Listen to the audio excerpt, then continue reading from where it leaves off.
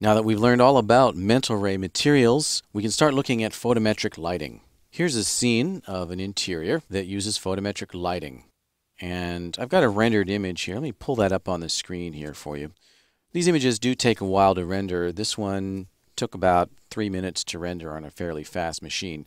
You'll see it's pretty small image size and it took quite a while, so be prepared for that.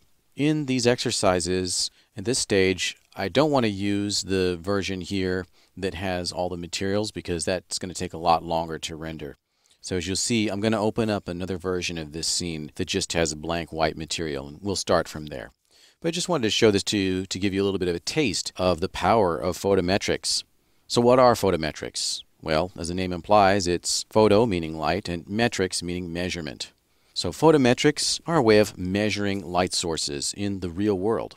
Generally speaking, when working with interior lighting, we'll work with a unit of measure called lumens because that's what light bulbs and fixtures are rated at, are lumens. Once you have the photometric information, whether it's coming from artificial lighting source or from daylight, that information can then be used to calculate advanced lighting techniques and global illumination like ray tracing and final gather. This is an actually physically accurate simulation. And because of that, we can precisely represent what a particular scene would look like given a certain lighting scheme. So this is very valuable to architects and interior designers so they can visualize exactly what it's going to look like, on a certain day, at a certain latitude, at a certain time. Pretty incredible stuff.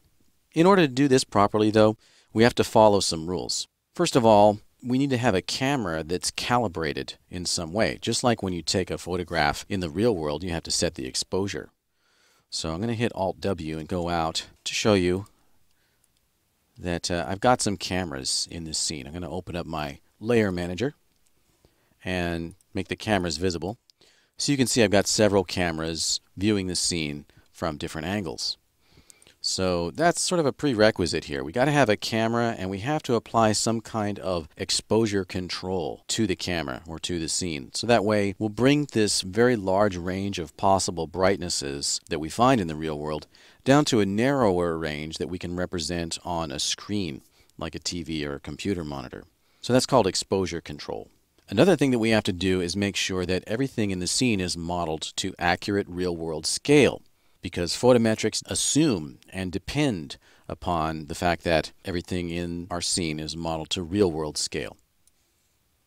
And so I've set my scene up to feet and inches, and I've modeled all these objects to the size that they would really be in the real world.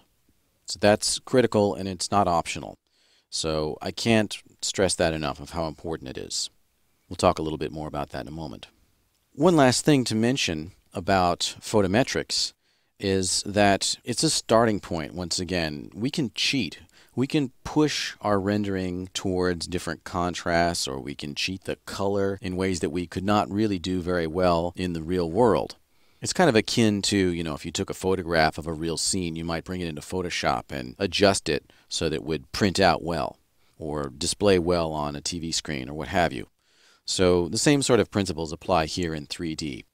We can adjust our rendering to get quote-unquote physically accurate results, or we can adjust it to get more impressionistic results that satisfy some sort of artistic criteria. So that's a little bit of an introduction to the concepts behind photometrics. Let's dig in and we're going to take a look at modeling to scale.